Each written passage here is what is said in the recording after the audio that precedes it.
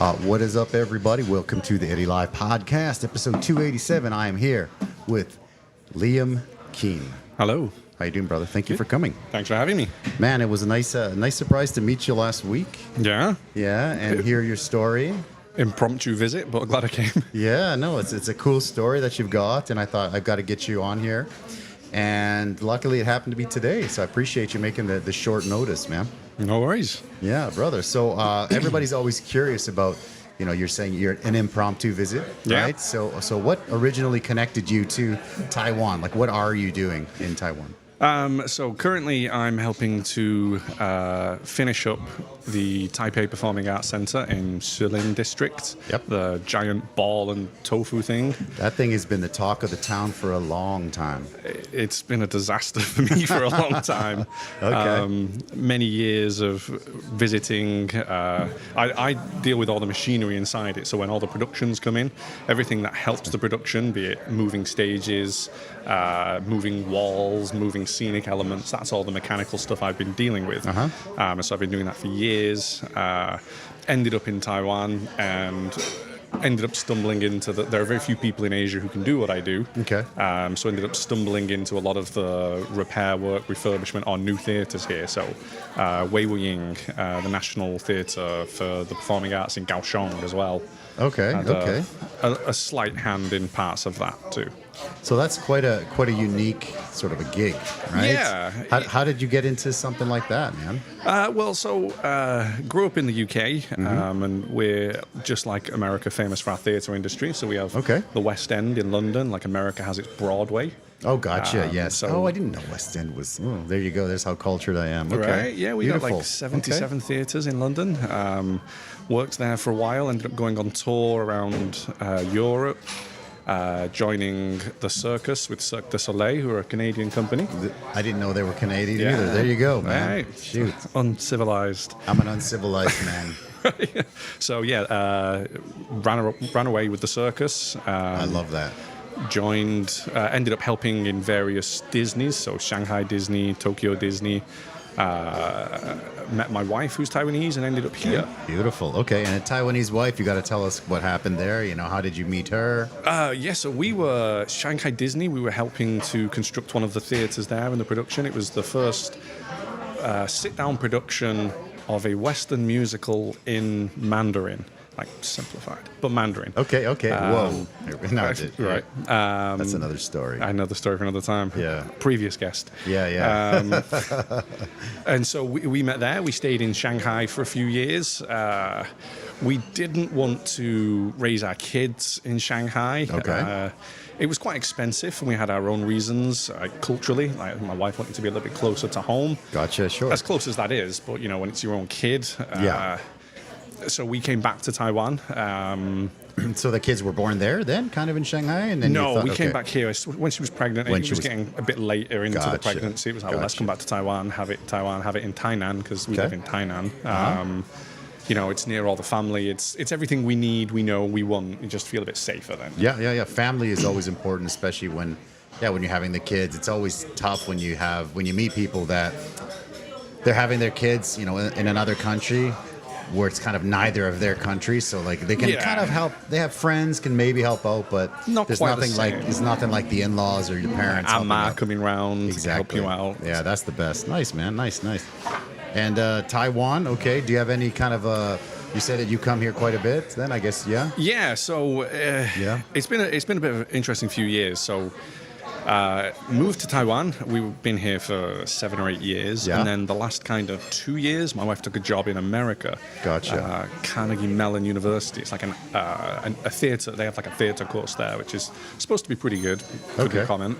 But she went there as a professor, and we were trying to find places to go, and it was very much we could go to Japan. They have Universal Studios, they have Disney, so we could work there. Gotcha. Maybe Singapore, and then otherwise it was just America or London, the UK. Okay, yeah. And I didn't really feel like going back to the UK at the time for many reasons. You know, I just left there. I was like, well, I've done that for 20 years. Let's go somewhere else. Understandable, yeah. And so when this came up, it was like, okay, let's try that. And it's been quite interesting being, none of us being America, but being in America. Like both of us trying to have to learn that system together. Like when we're here, you know, before I knew Mandarin here, I was very much reliant on her. Yeah. But the wife is like the cheat sheet, right? Like, the wife can do it. Yeah, for sure. You know, and then it was very much, she pushed me out on my own. It's like, listen, I've got kids. I don't want a third kid. Go learn Chinese. Go do this. And so we integrated into society here. Started to get my own thing, like the theater stuff. Tainan. Let me just cut you off quick. Tainan would be probably a good place to learn Mandarin, I would think. Yeah. Because there's not that many. There's no one who's going to help you in English. That's it. Yeah. It's like you can switch to Taiwanese, and I'm like, I'm not doing that. That's tough. Right. Yeah. It's like learning Welsh. I'm not. Sounds great, but it's not for me. Thank you guys. Okay. Keep going. Yeah. So you're in the States. You guys are kind of figuring things out. We got to the States. We got a bit of a culture shock, and I'm like, I mean, these people look and almost sound like me, but it's very, very different. Yeah. And the same for her. She went to university in America, but by the time she went back 10 years later, different country. Sure. So we're trying to navigate that with kids. But me not being American, I've always had to spend kind of 6 months in each place. Like come back here, do work, go back there, just kind of be a parent. Sometimes with the kids, sometimes without them. So a lot of traveling, a lot of adjusting. So, but usually when people they travel a lot, they're like, man, I got to travel. And then there's those of us that don't get to travel very much. It's like, damn it, I wish I could travel more. Yeah. So it seems like the grass is greener. Is that similar to your situation, or do you love the travel still? I used to love the travel. I used to love the travel up until the kids were about 2. Okay. And then after that, it got really hard. I remember a friend of mine once said, business travel's really glamorous until it happens to you. Okay. And then you're like, I don't want to do this. That makes sense, actually, because those of us that don't travel much are like, I'd love to be, jet setting all over the world all the time, fancy weekend lounges. in Hong Kong, another weekend in Dubai or something, right? Yeah. Done it all, seen it all. And not arrogantly, I'm just like, no. I'd rather see the kids. And that's the thing, right? I think for me, I've been here for a long time. I love Taiwan, and it's good. I got married, everything was good, and I've always been like, okay, I'm probably set here. Yeah. And then when you have, the kid, like I have a little girl. Nice. She's 13 now, but she's big now. Yeah, she's still my little girl. But anyway, that's another topic.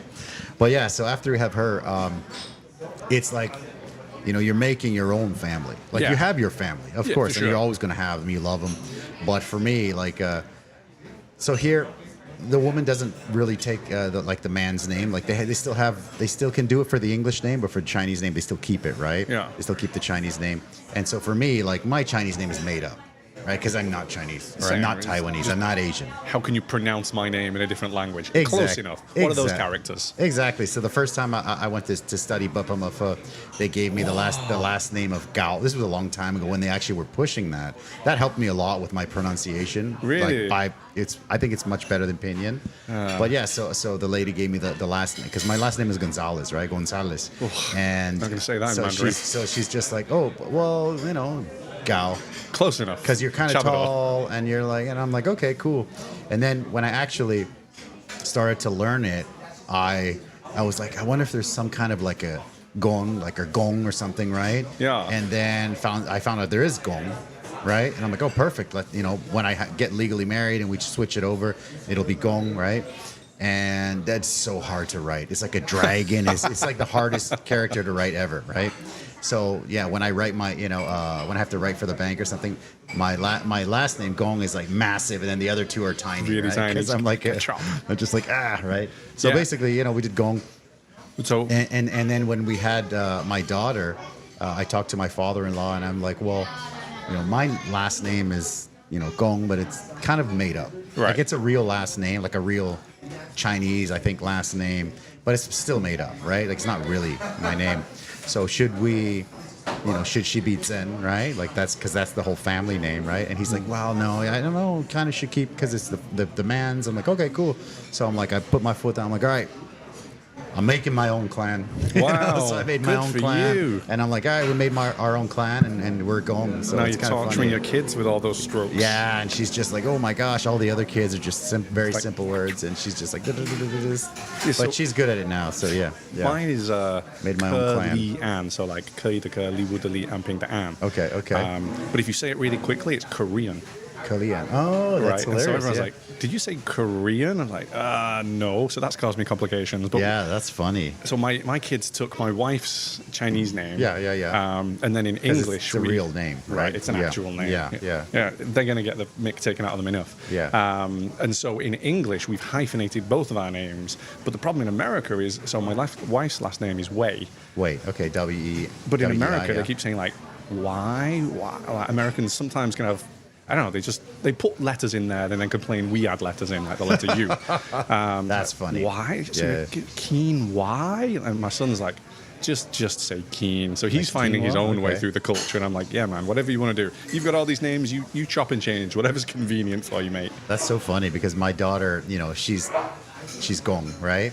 And so it is an actual last name. It's pretty rare. Yeah. But in her class right now, there's a little boy who's Gong, I No guess. way. And it's funny because the people in the school, they're like, oh, we just thought you guys were twins or something. And my daughter's like, what? He's so ugly or something. And I'm like, well, okay, so let's, next topic, right? But it's so funny, right?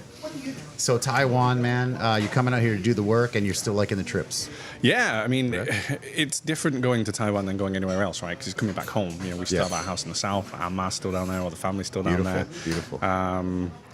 So, you're often torn. When I'm going to like Mumbai or Bangkok or something, it's like, okay, we can do this. If you're going to Taiwan, you're kind of torn between your actual heart with your family and where your heart belongs in Taiwan. Yeah, understandable. So- Do you guys have to, such a massive family where you got to go and visit everybody? When I go to Mexico, my family in Mexico is so big, and my parents left Mexico to Canada. Yeah. And then I was born there. My sister was born in Mexico, but there's the five of us went, but everybody else, when the grandparents, when they were alive, they were in Mexico. All the aunts, all the uncles, all the cousins, everybody's still in Mexico. So when we go to Mexico, It's like a big road it's trip. different. It's just like a road trip, and then there's always people that are having tiffing with each other. They're arguing with each other, and they're like, "Oh, if you go see this guy, don't bother coming seeing us." And, Wow. there's always there's some kind of beef, Like a right? TV show. Yeah, it basically is, right? So when we go to Mexico, it's just you're just bouncing from house to house. And what about if you come to Taiwan? Is it something similar like that, or? No, not so much. For me, it was a very unique experience because in the UK, my family are a little bit similar, much smaller, but they don't all get along, so we don't really see any of them. It's just my mum, my sister, and my brother, and they both moved to different countries too. So I've never any reason to go to the UK, but when Gotcha. we're back in Taiwan, everyone just comes to Tainan, like whether they're in Pingtung, whether they're in Taipei, everyone's just, oh, yay, let's just gather back in Tainan. You're guaranteed good weather, you're guaranteed good food. What more do you need in Taiwan? We went to Tainan recently, and it was the food is unique. The beef is great. Yeah. There's a lot of beef places, and the beef is really good. And the food seems to have a little bit of more sweetness to it. So we went down. I think sugar, man. about six months ago or something. And I don't think I'd ever been down there before. Not that I remember. And it was great. We loved it. Yeah, Tainan. Tainan has better food, but Taipei has better restaurants. Okay, that makes sense. Yeah. There's a lot more holes in the walls in Tainan. We've got Gotcha. one of them. Yeah, exactly. Beautiful, man. So in the States, you are working with FAPA, like Formosan Asian for Public Affairs. Yeah, Formosan Association for Public sorry. Affairs. Yes. And so they're a DC-based 501c charity, and what their objective is to help improve U.S. and Taiwan relations. Okay. So they're, excuse me, part educational, so kind of teaching the public, the government, whoever wants to learn about Taiwan issues, but in more of a political sense. So we don't deal so much in culture because there's a lot of other Taiwan diaspora groups who can do that, but for us it's teaching them what Taiwan is, where Taiwan is, how the US government can help Taiwan. So we do a lot of going to the Senate, going to the House of Representatives, like various local members of US government in separate states, as well as in DC, to help try and promote bills for, getting Taiwan more weapons, getting Taiwan better recognition, changing the name. So like in America, the Taiwan embassy is known as TECO or TECRO, Taiwan Economic Cultural Representative Office, or some amalgamation of them. You can't just say Taiwan Embassy. And that's the kind of thing we're trying to change. Or you never used to be able to list birthplace Taiwan. If you were Taiwanese American, you couldn't have birthplace Taiwan. It was birthplace China, so we helped to change that. Oh, wow, okay. We helped change the laws to help secure a better future for relations with US and Taiwan, and also for Taiwan to help promote Taiwanese independence, if you will. So like does the average Joe in the States, when you mention Taiwan, like I don't know, a long time ago before I came to Taiwan from Canada, nobody knew where it was. Like my mom thought I was in Japan for the longest time. My dad Wow. thought I was in Thailand. Now people are starting to know more about Taiwan. Yeah. What about in the States? I mean, has it changed? Is it improving? Yeah, I certainly think it has improved. Even just the kind of few years I've either visited for work or in a couple of years I've lived there. The people, they're very curious, and so a lot of them will say, "Oh, Thailand," and you correct them, Yeah. Taiwan, and they're like, "Oh, Yeah. Taiwan. Oh, tell me more," because they don't know a lot about it. Yeah. But they now know it exists, which is a stepping stone, right? That's cool. Okay. They're like, "What about the food? What about the culture?" And so I'll often take things back as like soft propaganda, like, "Here, have a pineapple cake. Here, Yeah. here's a map. Here's a key ring. Here's some books." And where did kind of the passion for you? Because there's got to be the passion for you to be like, I need to be a part of Taiwan, introducing Taiwan to the U.S., introducing Taiwan to the world. Yeah, Where does that come from? Boredom, quite frankly. So Okay. Okay. when I got to America, there was very little I could do because of the visa type I was on. You were left kind of with, you can volunteer in a couple of places, you can work with certain organizations, but I couldn't go to work, so I couldn't get a 9-to-5 job. It was very much, well, I miss Taiwan. We're all kind of homesick. We'd been here for 7-ish years, and then we were gone. So the food was gone, the culture was gone, Yeah. the language was gone. And so I connected with a lot of the local diaspora who are I currently live in Pittsburgh, Pennsylvania. Love it. Penguins, baby. Penguins, Mario yeah, Lemieux. right. Great team, once Love upon a that guy. time. Yeah, yeah. Not I anymore. remember those days. I remember them. Yeah. I wish I did. Yeah. And so connecting with them, I found this organization based out of DC, and I got in touch with them and said, listen, anyone I speak to in America, it always comes down to, and it's become a running joke where my friends are like, oh, here he comes. Do you want to hear about the Lord and Savior Taiwan? Mr. Taiwan. Right, like a Mormon missionary, Yeah. with the most respect to Mormons, like, do you want to hear this story about Taiwan?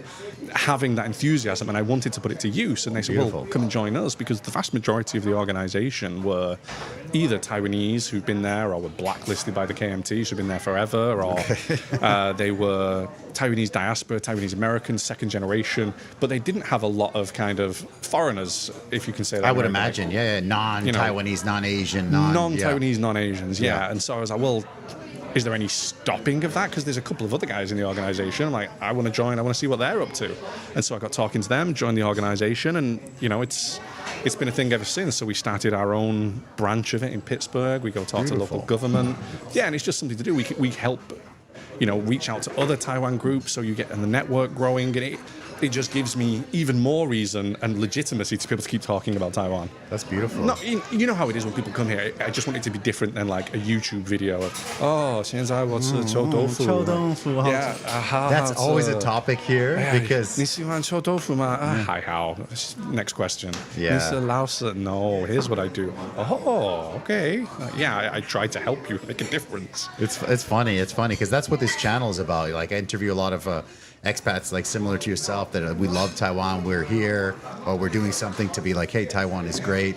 And I also interview a lot of YouTubers that have channels 100 times bigger than mine and that do the, hey, chou tofu, it's, 好吃. Right, easy and sell. then, and then they're just like, hey, that's awesome. So, and I talk to those guys and they're like, you know what, they become full-time YouTubers, and so that's kind of the gig now. And just to be like, hey, we have to say it's good. Yeah, good for And you. like, you get some more views if you do that. I'm like, yeah, but I kind of. I would love to have like huge views, but yeah, Get some chou tofu next time. It's going to be great. get some chou tofu, 1,000 more right? hits. Perfect. Throw it in a tortilla, and we're good to go, right? What I found when I was doing this organization is the kind of lack of self-belief of Taiwanese in America. Like, oh, but we don't want to push too hard ourselves. Like, even when I went to get my Taiwan passport, they were very much like, why? Like, why not believe in yourself? This is an incredible place. Yeah. I think Taiwanese are very friendly. Yeah. And they're very kind of like, everything's kind of 不好意思. Right? Yeah, Just, don't want to rock the boat. Yeah. But there's certain topics that kind of, people explode and you're like, whoa, okay. Like that last post I was telling you about, kind of crazy. Yeah. Is there a unique way that FAPA kind of educates the people on Taiwan or Taiwanese issues? I wouldn't say unique, but they're some of the only people doing it. reaching out into a little bit of it. At first, I thought was kind of echo chambery because they were just reaching out to other Taiwanese, but it's become a lot more kind of second generations because I kind of find, and I worry about this with my kids, their identity growing up in America is they're not going to be British, they're not going to be Taiwanese, they're going to be American. Maybe Taiwanese American, but for the most part, that just means American anyway. Who knows about Taiwan? The melting pot thing, right? Yeah, right. And that's great for America, but I wanted another connection, another link, another reason. And what they do is, there's a lot of events for Taiwanese Americans, second generations, third generations. That's great. Yeah, and I think that's a good way of doing it. Talking at events where, you've got larger groups of people like. America's constantly got elections going on, so there's always fundraising for elections. So you can always go to those and be like, hey, it's not like we're giving money, but when you see the local representatives coming into the community, when they're asking for money, it's a good opportunity to talk to them about Taiwan, to talk about other groups who might be there about Taiwan, and kind of build that grassroots network so everyone learns a little bit more about it. Like, we're doing this event next week, come and try some beef noodles or show tofu if you must. What's the go-to if you're like, hey, to the person, they're like, I want to eat something Taiwanese. For me, it's like tonjoabing. Okay. Love that stuff. Okay. Anyone I meet, I'm like, you had tonjoabing? Come with me. Come. Let's get it. Let's get it. Yeah. It's nice because sometimes people are like, what is it? Boba, Zhenzu. Yeah, and I'm like, that's okay. And then the cho tofu, I'm like, I haven't had it, but I'd rather go get like some guabao or something. Yeah, right. Like, that's nice, right? I love that stuff. It's the fruit as well. Like the size of apples here blew me away when I first got it. I'm like, that's not an apple. That's a watermelon. I love it. Yeah, that's funny, man. And so your kids are growing up over there, and you want them to keep that Taiwanese heritage, right? Well, I want them to keep the British heritage too. Yeah, that's tough. That's a tough one. God save the king. And my wife's like, no, we don't do that. That's funny. Right. It's funny because my daughter, I'm Mexican. Both parents are Mexican. I was born and raised in Canada. Yeah. Right. And then I live in Taiwan. My wife is from Taiwan, but she's a Hakka from Miaoli. Oh, wow. Right, so my daughter's kind of like this mix of everything, right? Yeah. And because she's, like mixed, or she's, she kind of sometimes just gets classified as, the Waiguoren. Yeah. Because she's mixed, right? And up until she was like 5 or 6, she just thought we were white. I'm like, wait. She's like, we're white, right, Dad? Like this 5-year-old kid. I don't know how the topic came up. But she's like, we're white, right, Dad? I'm like, what? Where did that come from? Like, where did this topic come from? And she's just like, oh, yeah, it just, someone was asking. I'm like, yeah. Everyone says white or? And I'm like, well, I might look white, but, Mom and Dad, Grandma, Grandpa are Mexican. Right. And, your mom's from here. And so now she's had to, like, go through all the things. Pick and choose. Yeah, so it was cool. It was cool, but it was a funny thing to bring up. Yeah. My kids struggle with that when they last came back. It's like, Dad, everyone keeps calling us Waigor. And I'm like, well, just tell them you're not. Like, if you answer in Mandarin, they'll be blown away. And they go, oh, you're not. It's just, I'll say, well, I'm not Waigor, I'm just handsome. Yeah. Right. Schweigorin, right? Schweigorin, right? Yeah. That's funny, man. So is there any kind of like a unique stories, like you were just saying about, the cross-cultural sort of raising kids with two cultures in almost like a third culture? U.S. and British, it's still pretty different. Yes, UK it is. culture, right? It is. Yeah, I think actually we're probably closer to Canada than we are America. You guys are nice. So yeah, that's closer to us, I think. No. Right. Yeah. In America, not so much where we live. Wherever we've been, there have been occasions where someone was like, is that your kid? They don't look like you? Because my kids look very much like their mother. Yeah, I've seen the pictures. Yeah. Right? And cute kids, though. Like, they're yours. I'm like, yeah, if they weren't, I'd pick better ones. If I'm stealing one, like, I'll find a different one. Better looking one, yeah. But otherwise, no, not so much. If we're out in America and we're speaking Mandarin, you get some funny looks. That would be cool, though, yeah. We speak English here. I'm like, I've heard you lot speak. You do not speak English. Whatever that is. You'd be like, I speak the Queen's English. This is English. I love it. It's interesting to see them find their own way. I'll come home and be like, hey, Dad, can I have some water? I'm like, absolutely not. Say it properly. Water. Father, can I have some water, please? My child, of course. What else can I get you? Yes. Pronounce your T's. It's tomato, not tomato. That's so good. We've actually got a question here. I'm going to read it from here. Let me just take a quick look. FAPA's a new org for me. Looks like they are in DC and LA. Do they have a language center And or how can Americans support the effort? Oh, very good question. There you go.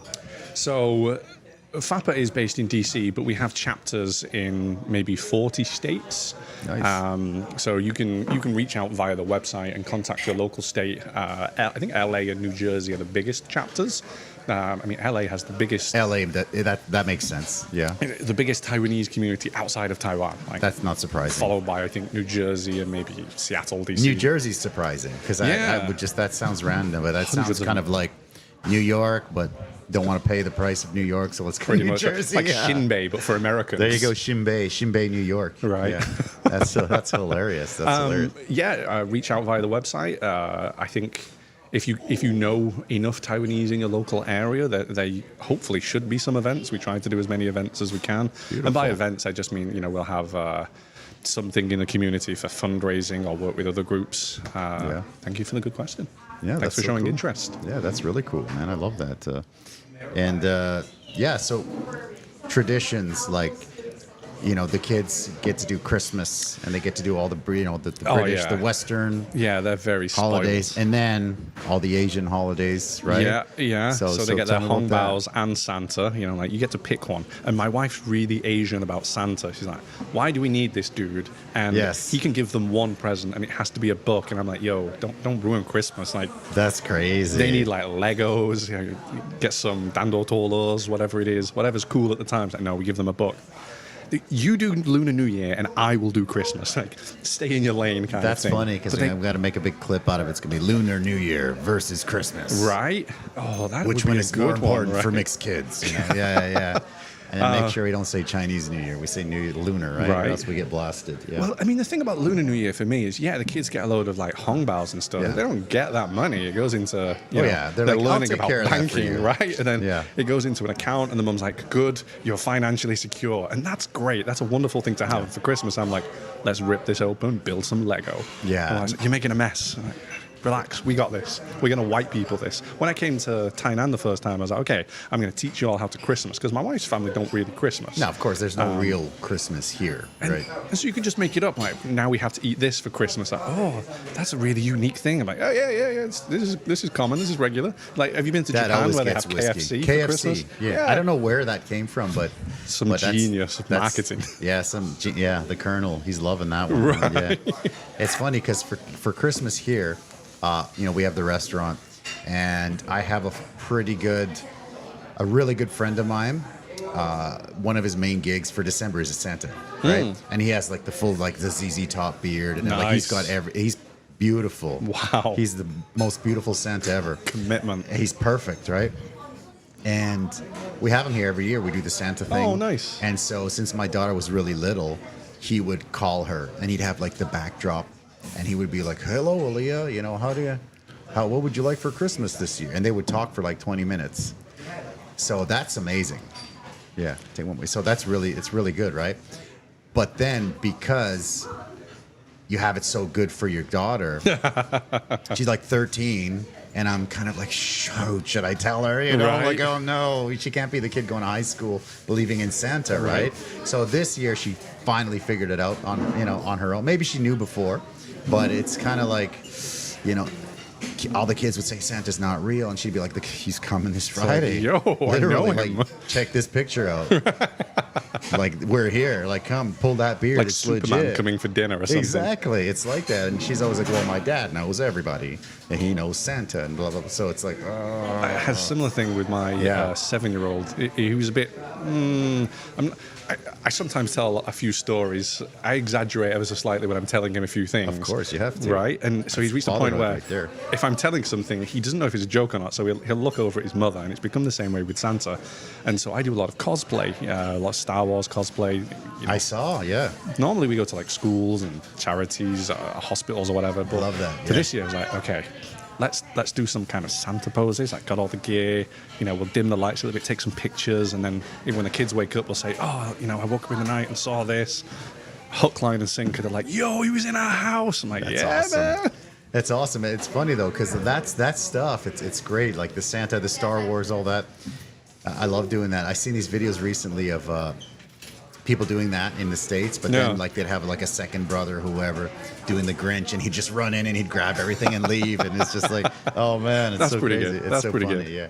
So like my daughter, yeah, she's finally, she's kind of out of that phase, and I was kind of, phew, I don't want to be the guy that tells her, but I'm like, I'm trying to keep that magic, and then we live here. She's and got a there's younger not- sibling. She doesn't. It's just her. Oh, It's okay, just that's her, easier. right? So it's much easier, right? But it's kind of crazy because I remember when she lost her. This is a good story. When she lost her first tooth, right? She started crying, and she's like, "Oh, I lost my first tooth. Now when I smile, I have no tooth there. I'm going to be so ugly, And then I said, no. Then I talked to her about the tooth fairy, right? Do they have the tooth fairy in Taiwan? They I don't. know that. They don't. That's I'm the sure. guy who has to introduce the tooth fairy, right? And I'm like, no, we got the tooth fairy. And then we started talking about the tooth fairy, and then it just so happened to pop up that I think it was Netflix, or I don't know if I downloaded it or whatever. The tooth fairy starring The Rock. Rock Johnson was the tooth fairy. So I'm like, I put it on because I love The Rock, And then she's just like, hey, great. So anytime after that, like she loved it. And she was like, tooth fairy, the money, whatever. Right. Anytime after that, she thought that The Rock was the tooth fairy. Nice. So in any movie, she's like, what? What is the tooth fairy? Because she was little, right? She's like, what is the tooth fairy doing in this movie? Everyone's looking after their teeth. It's a rough business now. It was crazy. Yeah, it's so funny. The tooth fairy was The Rock, man. Brilliant. Crazy stuff. Yeah. So, like for Taiwanese, what's kind of like the biggest challenge in your opinion for like Taiwanese to get like global recognition? So that's a good question. I work in theatre. I've worked in arts, entertainment in various capacities over the years, and for me, it's soft power. Seeing what Japan has, seeing what Korea has in terms of Netflix, in terms of films, in terms of music. Yeah. And Taiwan's really lacking in that. And I don't know if it's a size thing, if it's a confidence thing. But Taipei used to have a smaller film industry, and it just kind of went down the wayside. And I don't know if it was, and I mean this with the most respect because I see this a couple of times in America, is sometimes Taiwanese people doing Taiwanese things in Taiwanese logic doesn't translate around the world. It's hard to kind of cross those boundaries of communication. This is an issue we have in FAPA, like getting some elderly Taiwanese to think in American to communicate what you want to say. Yeah. And I okay. think in terms of arts and music, Taiwan could be stronger in that. And it has the capacity. Yeah, definitely. It's got the land available, it's got the resources, it's got the stories available, and it's starting to change. Like Netflix is starting to show a lot more Taiwanese stuff in America, and that's great. And I'm hoping over there too? Okay, yeah, sorry, you can get it didn't know there. that. And we're always, whenever we see friends, like, look at this book, look at this film kind of thing. But I don't know if it's more just for the diaspora who are there or if it's kind of making them profit yet. But I'm hoping other kind of film companies like Amazon or whatever might come over here. They could set something up, like a studio. Because the great thing about studio is it doesn't matter what language it's in. As long as you have the space, if you build it, they will come. Yeah. That kind of mindset. I know there are a couple of Taiwanese bands and different music that I absolutely love, but seeing them translate that on a grander scale, nobody's really quite made that yet. Yeah, true. That's not my job. I wouldn't know how to help with that, but I would love to see that kind of thing. That's what I would love to see here, because I don't think like America's got the kind of mighty America. We've got the military. We've already got our, God bless America. God bless America, my hat on, look, an eagle, that kind of thing. Yeah. Let me tell you a story about turkeys in America in a little bit. But they already have that kind of oomph. Like wherever you live in the world, really, you kind of live in America. They've got that kind of influence. I would love to see Taiwan do that for me. All that. Because I don't think they're going to have that kind of macho American military might ever. It's a nation of people who are just, boys. Not, very passive in a polite way. They're not friendly. They're not very. So I would love to kind of see that grow, over time. They now have an arts industry here in terms of theatre, and seeing that grow over the past 10 years has been fantastic. Trying to translate that into the US, that's something I'm trying to be a part of too, getting more Taiwan theatre shows to the US. So I want that kind of arts and culture, because I think that would be easier for Taiwanese to sell and believe in themselves, because it's always interesting stuff. Aside from kind of the we are Chinese or not Confucius culture, Taiwan is starting to build its own identity in that sense, and I would love to see more of that. I think that's a good way to go for them. Beautiful, as well as manufacturing, like do something. Everyone needs the arts. Yeah, I think right now the main thing is the TSMC, the chips, Yeah, and like- Nvidia, and so I think I think there's And definitely AI. cool stuff. Yeah, And great for AI. Taiwan, but Yeah. I want to see something that more relates to the common man than just a businessman. and also like the culture stuff is what is it? The National Palace Museum is incredible, Yeah. right? Like I don't even think they have anything like that in China, from what I hear, because of the we've got it Cultural all. Revolution, because it's Right. all here, right? So it's kind of crazy, yeah. Oh, we got a few comments here. Hold on one second here. All right, soft power for sure, but tourism and the cycling industry drives it for me. All right. I think, yes, a lot of people I know who I've met, actually, a lot of Canadians I know have said, those who've known Taiwan, I cycled there, or I'm going to cycle there because I saw something somewhere. So, yeah. And Giant is a great brand. Giant, That's yeah, who my yeah. bike is back in America. Exactly, for sure. Even with his tough history, personally, I think that the white terror is still lingering as a barrier. Yeah, People still think of Taiwan before and after 1979. Yes, there is definitely an aspect of kind of, here we are in free China, British paid black and white documentaries about Taiwan from kind of before, after the Chinese Civil War. But I think that's lingering, and I think Taiwan's starting to develop its own identity and include that history. That's what's been good about the last 10 years. It's embraced that history and gone, okay, we do have this baggage, let's take this with us and make this a part of us. And that's what makes a nation, having to be able to say, this is our history, not anyone else's history. Yeah, you can't really erase. Yeah, you know what I mean? stuff. Christ, like, if I the don't British like that, could, our history books would be empty. Like, oh no, none of that stuff. That didn't happen. What are you talking about? That's so funny, man. We came and left in peace. Everybody was good. So how do you balance that? Like you're balancing sort of your life in the U.S.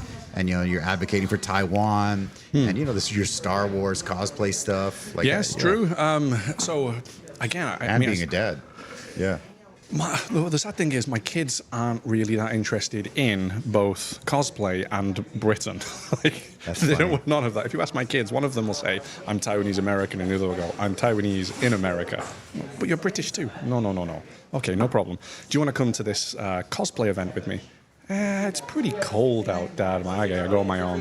But that was really difficult to do in Taiwan, especially in Thailand, because it's so hot. Okay, And you're wearing like a big Darth Vader costume, you traipse around a hospital, and it's great to kind of, you get those smiles from the kids. But most people in Taiwan, Do they know about Star Wars here? Like I know about it, but I don't know if the average, like my wife doesn't. No, I mean, my wife was like, do I really have to watch this? And a lot of the times I get, if I ask them, do you like Star Wars? They'll go, why do I need to watch white people in space? What? Okay. And I'm like, that's okay. That's a relatively good analogy of Star Wars, I suppose.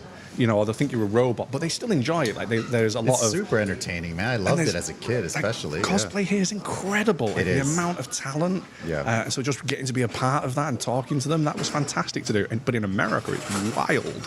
Because Comic-Con stuff is kind of Comic-Con, crazy, they're right? wild on kind of sci-fi, science fiction. It's in their language, so you go anywhere with that. You even get police officers stopping. Oh, can we get a picture?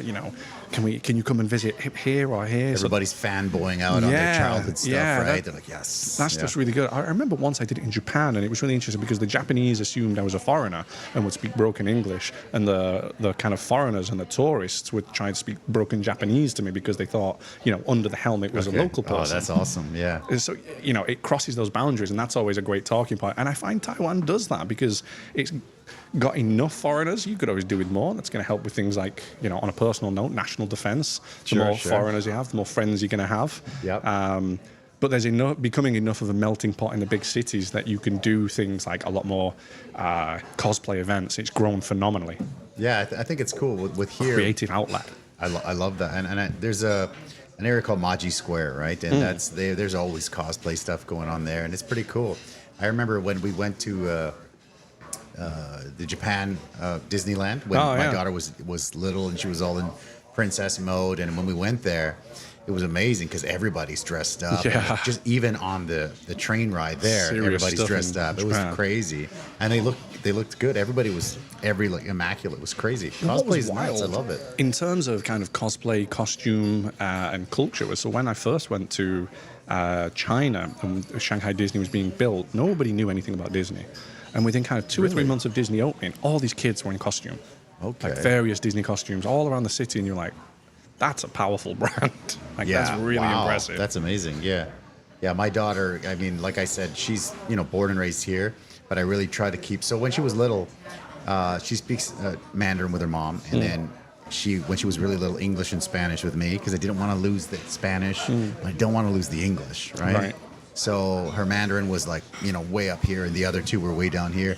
And so I kind of panicked, and I'm like, she can't lose that native English speaker, right? Yeah. So I stopped the Spanish, focused on the English, and now she's native English speaker. Her English is amazing. The Spanish is still stuck down there, but we're working on that. But it's tough now. She's a teenager. Yeah. I mean, my kids, so obviously it pains me as a Brit that they have an American accent, but it reached a point, so my oldest son, he can kind of code switch between it, He will put on a bit of a British accent to kind of please me, although he sounds more Australian, but he will do it with me. And I'm like, okay, I appreciate the effort. Whereas my youngest kid, my oldest grew up here for most of his life, so Mandarin's fine. His English was kind of a little bit of a mix. Again, he sounds Australian, but my youngest kid, I love it. He couldn't cope with the swapping between T's and D's, so like tofu and tofu. Okay. But then in British English, a lot of the D's are T's, like tomato to tomato. Okay. Chips, fries, crisp, all those kind of things. And Crisps, it reached the point where I just gave up. I'm like, okay, you need to be good at English, and then perhaps I can help your accent before you age out of that window. As selfish as that sounds, you can definitely get away with a lot more most places with a British accent than an American English accent. For sure. It's funny because my daughter has, the Canadian, American, whatever accent, but she loves the British accent. Right. And you know what it was? It's Harry Potter. Of course. Harry Potter. Right. Oh, my wife loves Harry Potter. Harry Potter. You all live in castles. If I lived in a castle, I wouldn't be in time. I wouldn't have left. Yeah. So she loves Harry Potter. Hermione and Harry Potter. That's like her hero for like a decade. Right. So she still likes to practice her British accent. Oh, very nice. Well, I'll meet her later. Hello there. It's so funny. Harry Potter, right? It's too funny, man. I think we got another one up here. Give me one sec. Good thread. My perspective for Taiwan is from the adults, but what is the draw for kids? Great conversation. Oh, thanks. What is the draw for kids in Taiwan? So kids is tough. That's a tough one because really my tough. daughter actually, she goes to school here. She was born and raised here. Now that she's in junior high, we're kind of looking at some different options because she goes to local school. Interesting. It's tough, man. So we're the other way. One of the reasons... Too easy over there or what? Well, I mean, first of all, the school system's a bit of a joke. He was coming home, what would have been in kind of first year in Taiwan, where you were doing maths exams, which seems a little crazy. Yeah. But in America, it was like A, B, C. I'm like, yo, you're just learning the alphabet? That's crazy, But there's a lot more, like in the Western system, there's a lot more critical thinking, and you're not just a program robot. Yes. But for us, it was very much, the world isn't very forgiving if you do not have good English. But it's very forgiving because the people are very kind if your second language isn't as fluent. So like my Mandarin, I'll get a few tones wrong, but people are very forgiving. And same for my kids. So we wanted them kind of pre-8 years old to be in an English-speaking society, get that in them, knowing that they will still have Mandarin. Okay. And then we plan to send them back to Taiwan throughout all of middle and high school because interesting. It's a better system. And we want them to pick that up because yes, thank you.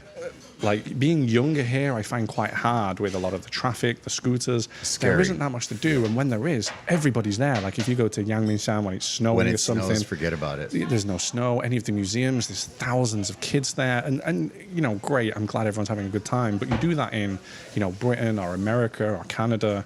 There's just room for days. Yeah. You just go play. Go be in the wilderness for 10 hours, come back when you're cold and hungry. It's funny because we were taking a ferry from Vancouver to Vancouver Island. The last trip we were there, and my sister lives on Vancouver Island in Nanaimo, right? So we're taking that ferry, and we're sitting in like this kind of seating restaurant-y sort of area, and I would say there was like 60, 70 seats there, and there was like 25 people there, and my family's like, "Oh, it's packed in here. Oh my God, it's clearly not been on a Taipei busy." bus." And I'm like, "This is not busy." And she's just like, "No, this is crazy. I mean, oh my gosh, it's so packed." Thanks, man. That's so funny.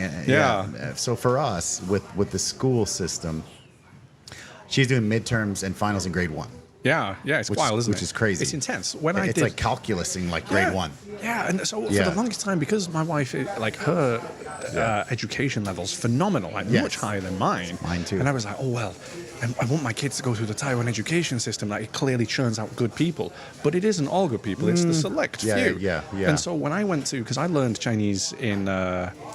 University in Tainan, Chengda University. Oh, beauty. Nice. And Okay. so it was an intensive course, and it was 9 to 5, 5 days a week. And then you get like 3 or 4 hours homework every night. That's Taiwan, baby. And I mean, I was dreaming in Chinese. It was wild, but it Yeah. was so brutal. I was like, I don't know. I want my kids to go Your through this. little Like, kids on that. That's yeah, crazy. and I was Yeah. just like, okay, I agree with you. Let's, while they're young, go somewhere else, find space for them to run, and then when they're a little bit more responsible, we'll send them back to live with Amma, or we'll move back. Yeah, it's like, and they're boys. They just need a field. They're gonna run around and Right, break like just stuff. Right. endless breaking and fighting, and then My- go do it outside. Yeah, like my daughter. She's an only child, but when she was little, like there's parks and stuff. We have. It's almost like a puppy. Yeah. You gotta take her out. You gotta just gonna run around. Right. Just gonna run and run and run and run and go up and down this slide 2,000 times. Yeah, it's like, okay. And then she's like, okay. 1,999, 2,000. Okay, great. Now we can go back. Now we can leave. Now we Yeah. can go. Yeah. But now she's going into junior high, and her class is like 7:30 to 4, 2 hours of homework, and then there's a test every day.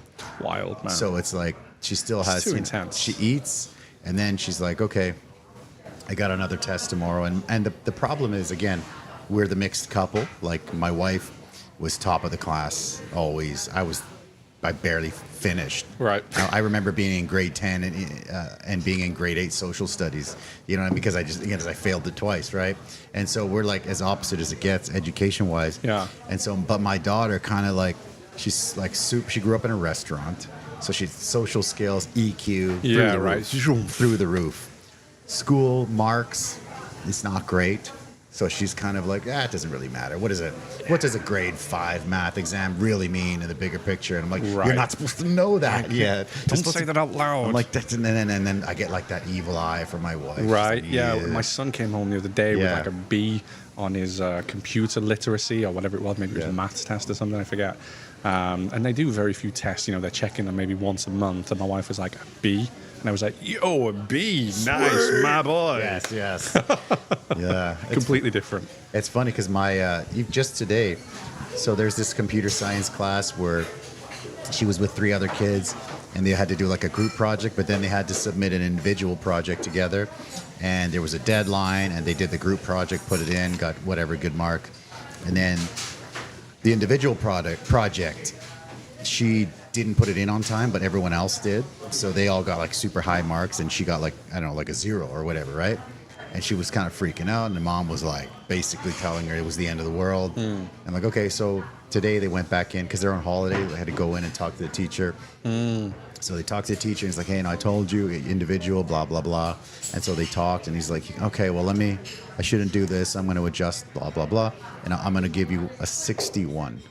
And my wife looks at her just like, 61, wow. And my daughter looks, and she comes back here, she's like, 61. Yes. And I'm 61, yeah, baby. And I'm like, my wife looks at me like, Wait till she's left the room. High five. yeah, I'm like, 61, nice, sweet, So funny, man. Let me pull up some pictures here, yeah? Yeah, sure. Let's go, bam. This is a recent one. Yes. Right? Yeah, can you see them? Yeah? Yeah, it's yeah. my friend Wadran Anything and interesting going on?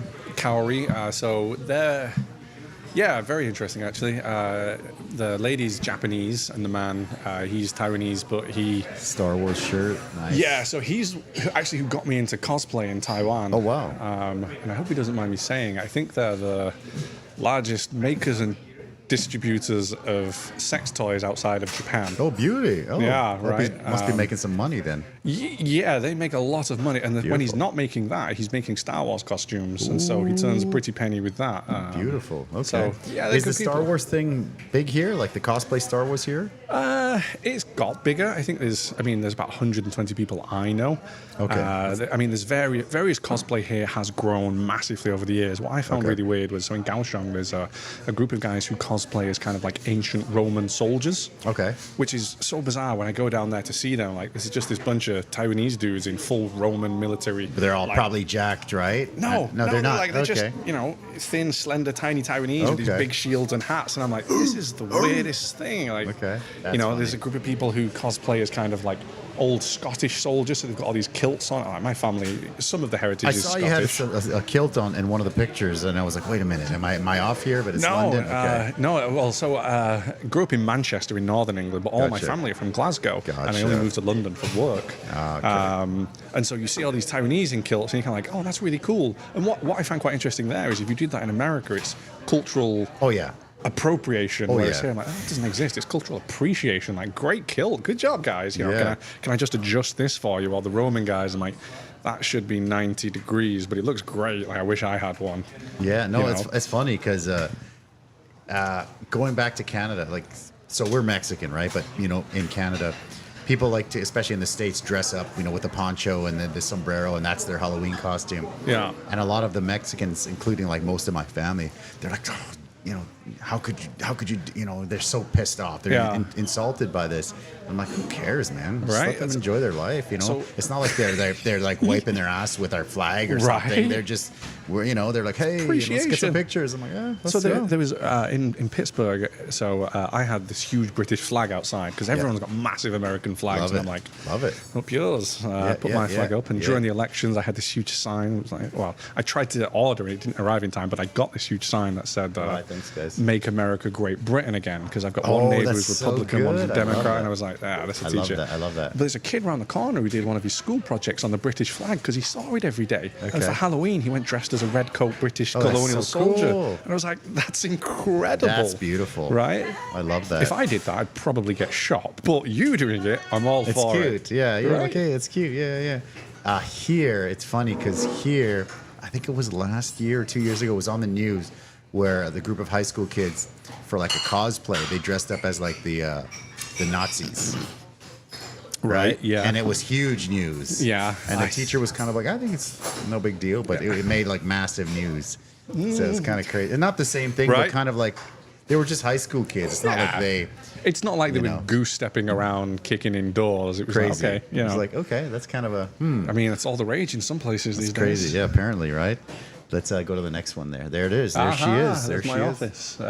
So if you count kind of seven grey lines up and Okay. to how I'm looking at the right of the ball is my office. We're gonna have to get that tour one of these days, man. Yes. Because I've Come not along. I've passed that. So inside many that times. ball Yeah. is a theatre. I've heard that, but I've not been. On each side is a theatre. I mean, it's a Beautiful. phenomenal looking building. It's very unique. I think Wei Wing in the south is more beautiful, but I have a soft spot for this because it's just easier for people to access in Taipei, Yeah. The seating in there is awful. Is it real? You know Yeah. what's funny? When it finally was revealed, the meme, the Taiwanese meme, was like a fish ball with two chopsticks poking out the bottom. I've That seen was like hilarious. So funny. a century egg and Yeah. block of tofu. Too funny, man. Got to get that Darth Vader in there. Wedding picture. Wedding That is picture? my wedding picture. Okay. and wife so- was like, "It's all right. Let's do a Darth Vader wedding picture." Or you didn't ask. No, it's easier to get forgiveness than ask permission kind That's of true. mindset. Very So true. actually, the guy in the first picture, my friend Wei Zhuan, so the group is it's called the 501st. It's a Lucasfilm Disney charity all around the world, and wow. do various charity events. And so the one in Taiwan is obviously Taiwan Garrison, and that's the logo you can see there. Yep. And so me and Wei Zhuan used to help run that. We didn't create it, but we just took over and ran it for a few years. And when it came to my wedding gift was a Darth Vader costume. So, Okay. and my wife knows, I wasn't lying to her about being a massive nerd, and that's kind of cool here. That's funny. And so I was like, look, I've got this. And she's like, oh, why don't you put it on? We'll go get some pictures. And I walked outside, and everyone's like, what the heck? That's But it so went down funny. really well. And obviously, my wife was a big fan. She lets me get on with it. She's still, to this day, not watched the full Star Wars without falling asleep. We made a deal. I'll watch all the Harry Potter. Okay. If she watches the Star Wars, I watch them, and she keeps falling asleep. So Not I've a given Harry, up. not a Harry Potter guy. That's funny. That's Well, funny. because I was like a Yeah. small kid with glasses, so everyone's Yeah. like, "Oh, have you tried out?" Like back you- when the have you- film was yeah. coming out, I'm like, Yeah. So it haunted me. PTSD for Harry Potter. That's funny. I got a few more, but I'll bring this one up because that's cosplay. Yes, I used to love the Green Ranger. Right. Right. And then that was I think the first time as a kid that I was kind of rooting for the bad guy. Yeah. Because the Green Ranger was that Tom. He was so much cooler than the Red Ranger. Right? So much cooler. Yeah, and that like infinitely cooler. golden shield thing, Oh, that man. shoulder thing, beautiful. Yeah, and I mean that's what led me on to Star Wars and rooting for the bad guys, right? And my kids Yeah. ask me, "Are we the baddies?" I'm like, "What? Selective." That's funny. Too funny. This year, my kids got into Power Rangers like really intently. Okay. And so they got themselves what is it? Thunder Ranger costume. I got them a Thunder Ranger costume and. Blue Thunder Ranger costume, whoever their counterpart was, I forget at the time. I don't know. Yeah. But I'm very much like, hey, if you're doing cosplay, we're doing it professionally. I will get these helmets made. We will tailor these costumes. Like, I'm not having my kid out there in some Dracula costume. Oh, no. And so I went as the White Ranger. I got a Green Ranger costume, but the helmet was too small. Oh, really? So I ended up doing the White Ranger, That's but we too didn't cool. get any pictures on Halloween because we was just too busy having a good time. I gotta actually cut in really quick here. If you guys are enjoying, don't forget to give us a like and subscribe to the channel. I've actually got to send a shout out to our sponsor right here. Check this out. Do you ever wish you had a time machine so you could go back in time and buy up all those tech stocks before they blew up? Well, unfortunately, time travel hasn't been invented yet. We're waiting on you, Elon. But I want to introduce you to the next best thing. Introducing LevelFields.ai. LevelFields.ai uses cutting-edge AI to analyze millions of global financial events, uncovering patterns that often impact stock prices. Whether you're an options trader or a swing trader, LevelFields.ai simplifies the process by showing historical trends and helping you predict what's next. Take the guesswork out of investing. Save time, save money, and transform your trading game in 2025. Visit levelfields.ai now to start trading smarter. All right, and we're back. Don't forget to check the link in the description for that if you're interested in levelfields.ai.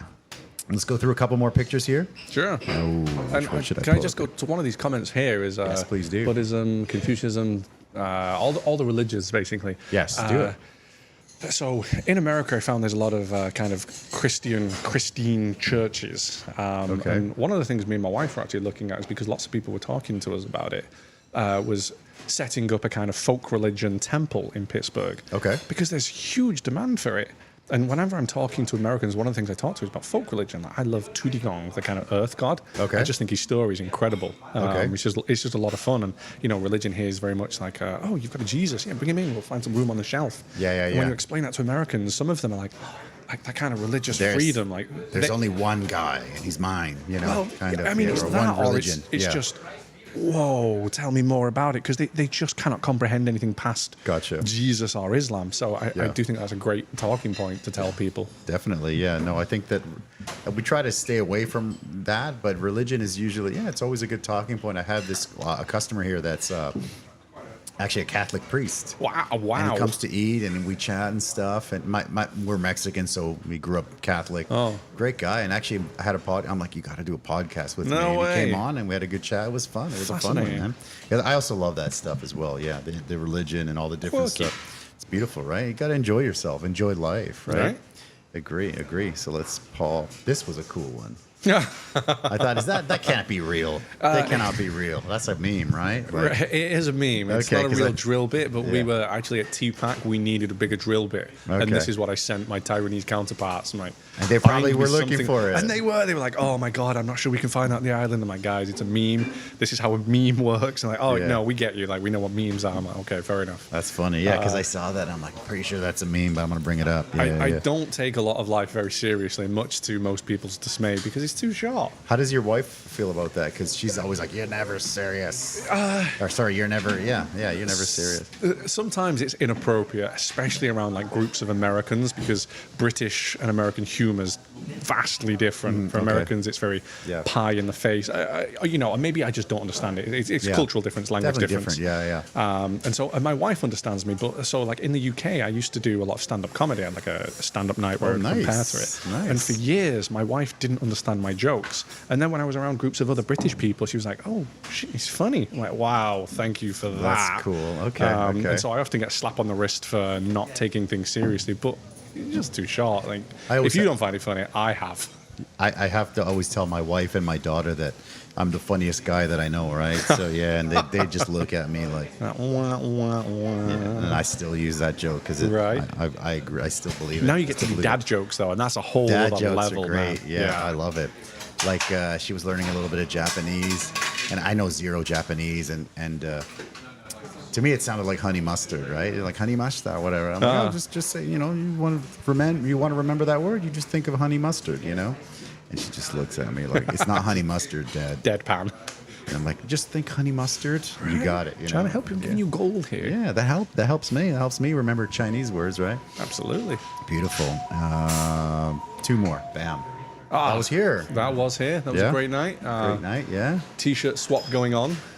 Formosa Files, shout out. Yeah. Yeah, that was a good one. That was fun. That was the first time meeting Eric in person, actually. Yeah. I've not met John yet, his counterpart. I have not either. No. But according to Eric, he's a little more doesn't want to meet people kind of guy. I think the more introverted guy. Yeah, I mean, apparently. Kiwi. I think I'd love to go for a beer with him still. Oh yeah. A one-on-one would be great. For sure. Yeah. All right, last one. Bam.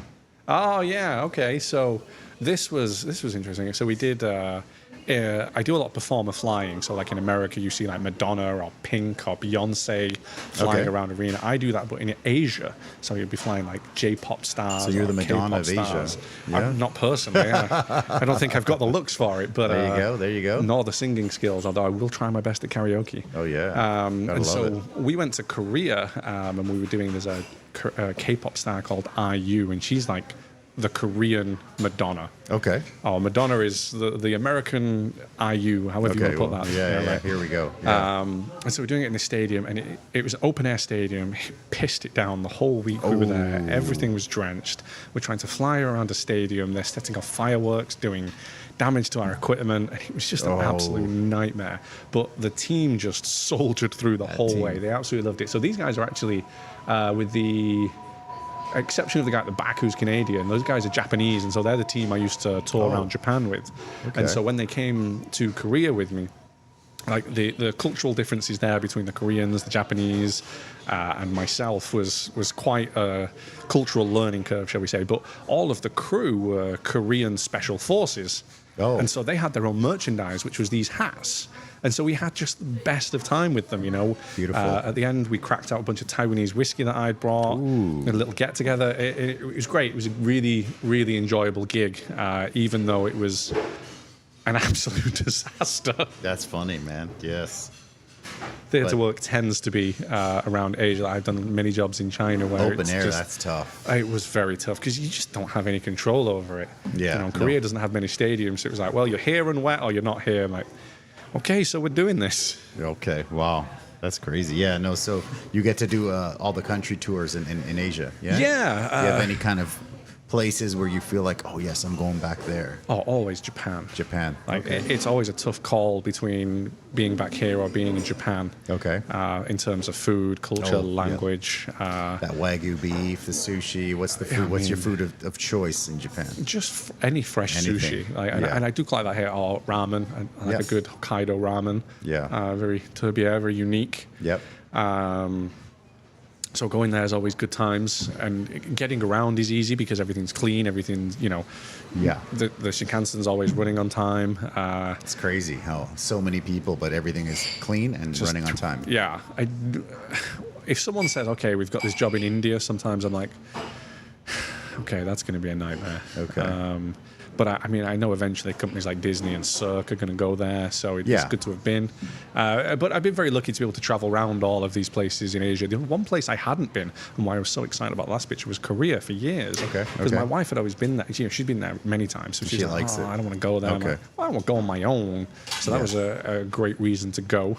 Korea's that's exploding right now with popularity, right? With the Squid Game and all the K-pop and all that, the Netflix stuff. It's that's huge. That's what Taiwan needs. Like, it's I just agree. Everyone around the world knows, oh, Korea, straight away.